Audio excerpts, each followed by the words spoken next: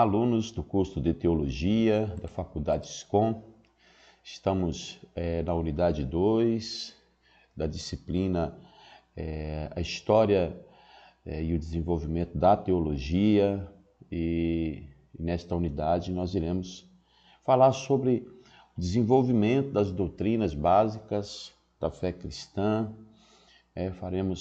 Já fizemos uma introdução ao desenvolvimento da teologia dentro dos processos históricos, e nesta unidade 2 nós vamos falar das doutrinas básicas da fé, né? O desenvolvimento dessas doutrinas básicas da fé cristã, que foi um processo complexo, foi multifacetado, marcado por debates acalorados e pela necessidade de definir com precisão os ensinamentos bíblicos. Então, as heresias, as interpretações consideradas desviantes da fé ortodoxa, né? Ou seja, da fé verdadeira, da fé genuína. Então, esse processo desempenhou um papel importante, pois foi um desafio para a igreja, né, ao esclarecer e defender as suas crenças. Então, houveram os concílios ecumênicos, as assembleias de bispos de todo o mundo cristão. Então, foram convocados para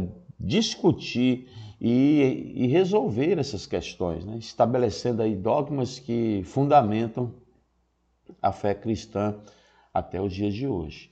As heresias surgiram nesse contexto, né, logo nos primeiros séculos do cristianismo.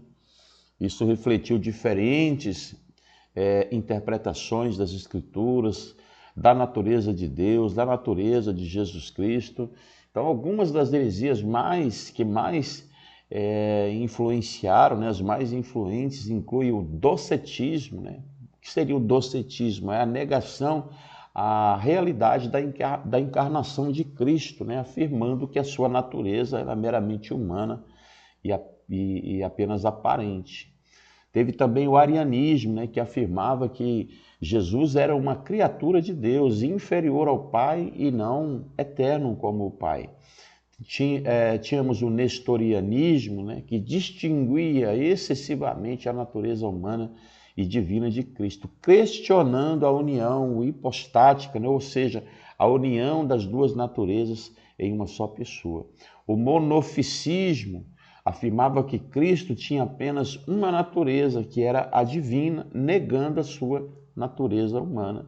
Então, essas heresias, elas representavam desafios significativos para a fé cristã, porque, de certa forma, ameaçava a unidade e a coerência doutrinária. Então, a igreja se viu na necessidade de responder a essas interpretações divergentes, né? Reafirmando a sua compreensão dos ensinamentos bíblicos, né? Não abrir mão dos pressupostos ortodoxos bíblicos. Então, surgiram os concílios ecumênicos e a definição da ortodoxia, né? Diante da crescente diversidade de interpretações e do surgimento dessas heresias, a igreja convocou concílios, que são chamados de concílios ecumênicos, nos quais os bispos eles se reuniam para discutir e definir as doutrinas básicas da fé cristã, o que era doutrina ortodoxa e o que era heresia. Então, os primeiros concílios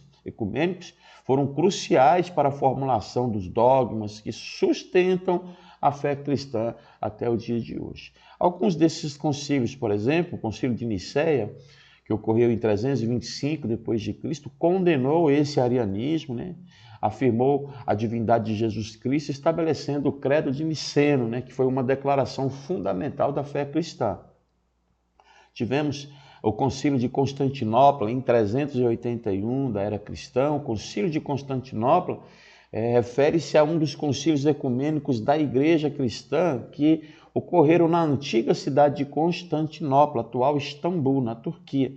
Especialmente pode se referir a um dos seguintes eventos, né, que nós vamos apresentar aqui nesta unidade. É o primeiro concílio de Constantinopla em 381, que teve como objetivo, né, esse concílio, ele foi convocado para tratar de questões teológicas e doutrinárias, especialmente sobre a natureza de Jesus Cristo e também do Espírito Santo. E houveram decisões que foram importantes, né? Porque nesse concílio foi reafirmado o credo de Nicéia, que declarava a divindade de Jesus Cristo e a sua consubstancialidade com o Pai.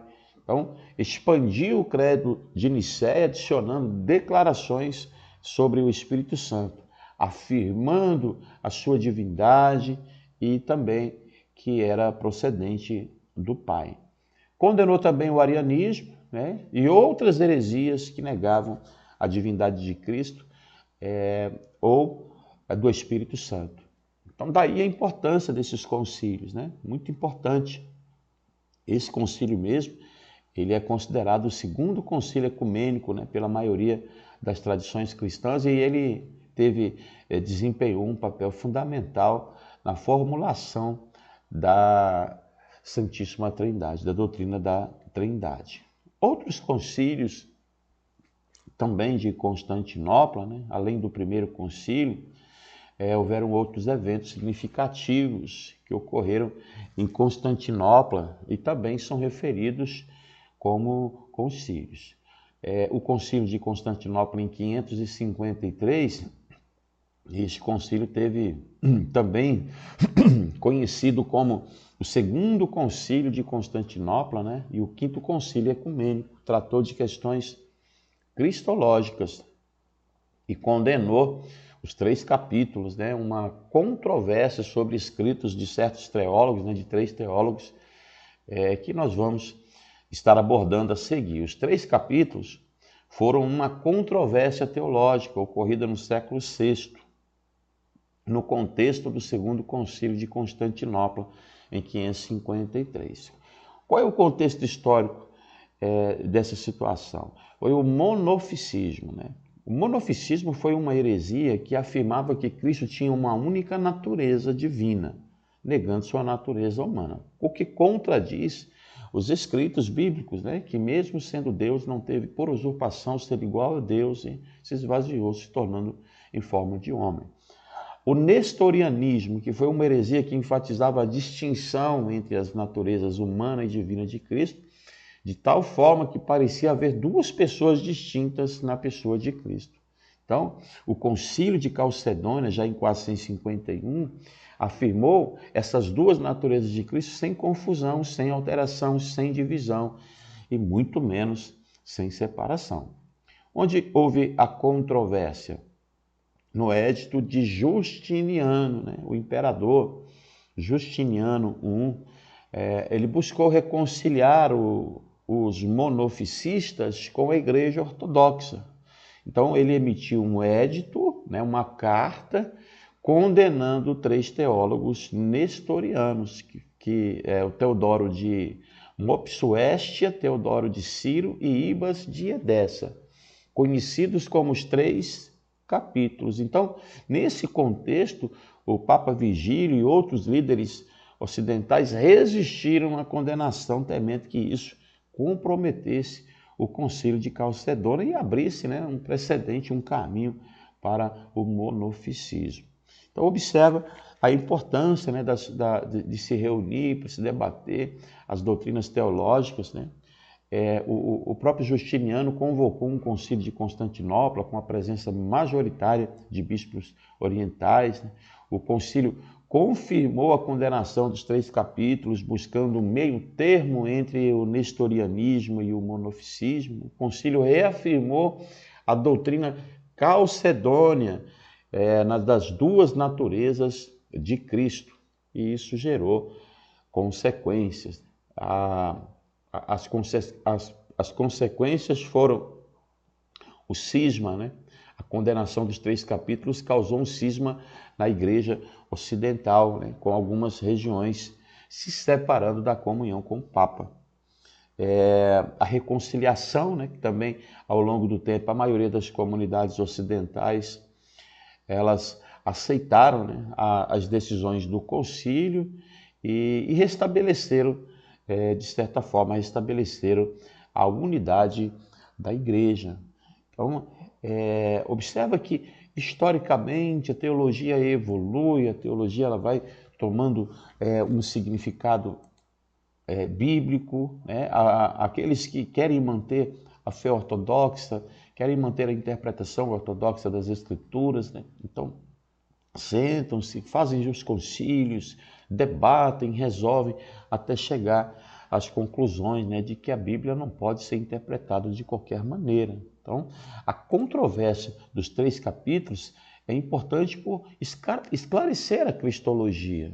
Ajudou a definir a doutrina ortodoxa sobre essa natureza de Cristo, o que é muito importante, né? Que Cristo, ele veio a este mundo, né? Com base nos textos bíblicos, ele veio vencer o pecado não como Deus, mas como homem, né? Como homem.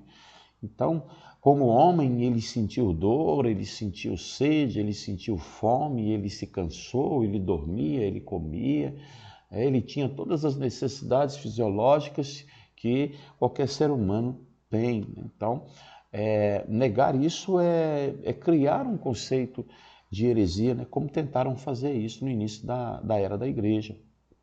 Então, houveram pontos tão fortes, né? Debates tão acalorados que gerou o cisma, né? E isso foi, de certa forma, importante dentro desse contexto, porque chegaram-se às conclusões de que a teologia bíblica, né, a teologia verdadeira, ela tem os seus pressupostos que não se pode jamais mexer, abrir mão ou interpretar de forma errônea.